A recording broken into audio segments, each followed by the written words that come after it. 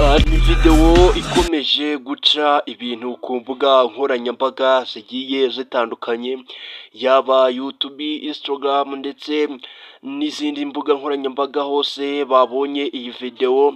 Muyango yishimye cyane abyina, biza kurangira agaragaje bitahagombye, gira ngo wabibonye.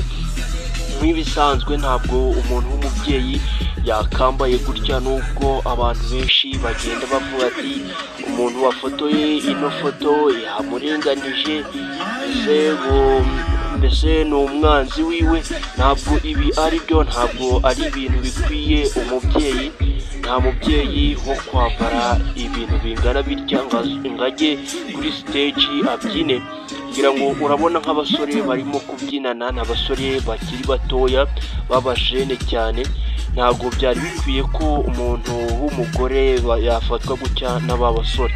Rero kanda subscribe, ugiye no muri comment wandike uko ubibona.